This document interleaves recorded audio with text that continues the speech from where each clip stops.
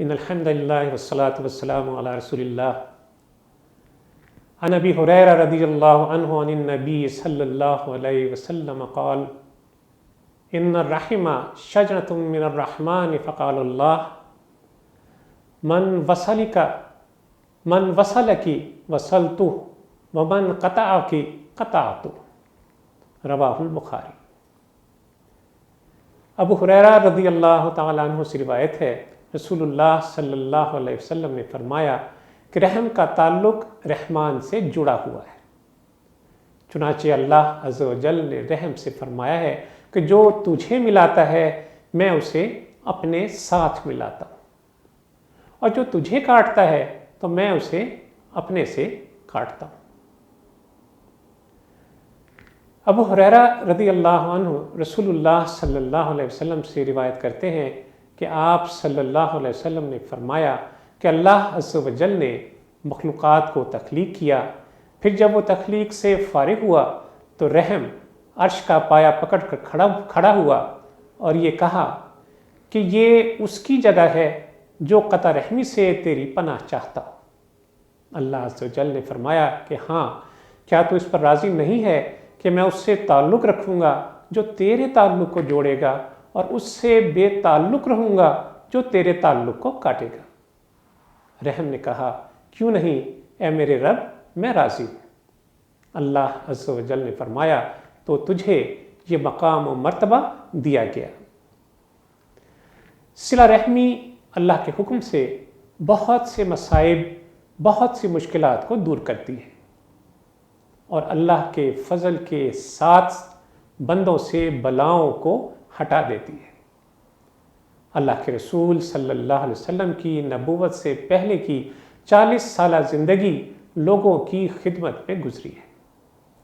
آپ صلی اللہ علیہ وسلم صلہ رحمی فرماتے، رشتوں کو جوڑتے، یتیموں کے کام آتے، بیواؤں کا سہارا بنتے، کمزوروں اور مسکینوں کی مدد فرماتے۔ جب رسول اللہ صلی اللہ علیہ وسلم پر پہلی وحی نازل ہوئی تو آپ صلی اللہ علیہ وسلم غار حرا سے کانپتے ہوئے واپس پلٹے۔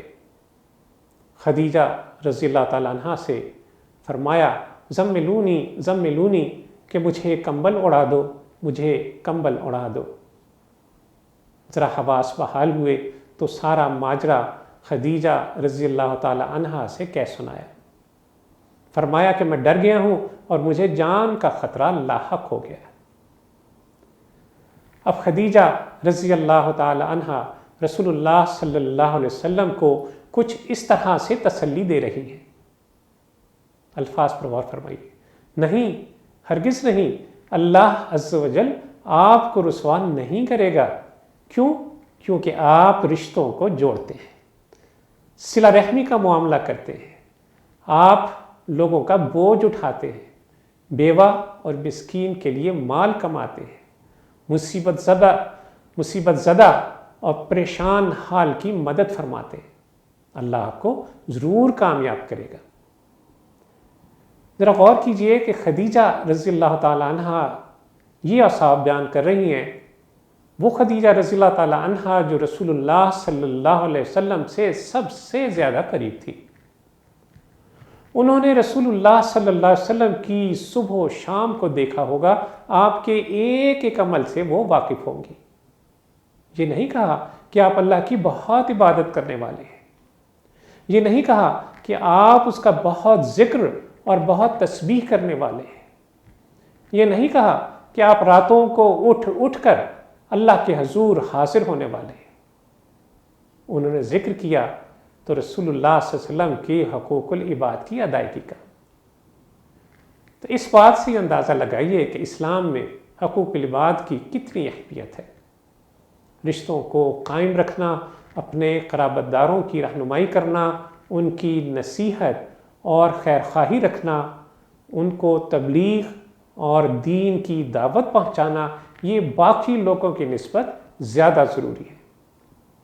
رسول اللہ صلی اللہ علیہ وسلم نے دین کی دعوت سب سے پہلے اپنے قریب ترین رشتہ داروں تک پہنچائی۔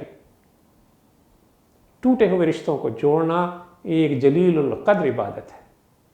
عمرو بن دینار رحمہ اللہ فرماتے ہیں کہ کسی فریضہ کی ادائیگی کے لیے اٹھائے ہوئے قدم کے بعد کوئی قدم ایسا نہیں جو صلہ رحمی کے لیے اٹھائے گئے قدم سے زیادہ اجر و ثواب والا ہو۔ اس کا فوری ثواب دنیا میں ہی مل جاتا ہے اور اسی صلہ رحمی پر آخرت کی نعمتیں محفوظ ہو جاتی ہیں۔ ناظرین کرام، ہم میں سے اب جن جن بھائی بہنوں کے باہم تعلقات کشیدہ ہیں وہ ان تعلقات کو پھر سے استوار کرنے میں دیر نہ لگائیں، صلہ رحمی میں پہل کیجئے اور اللہ عز و جل کے ہاں اپنا اجر محفوظ کر لیجئے۔ اللہ عز و جل ہمارے دلوں میں کشائش پیدا فرمائے اور ہمیں صلہ رحمی کرنے والا بنا دے۔ وصلی اللہ تعالی علی خیر خلقہ محمد وعلی آلہ وصحبہ وسلم۔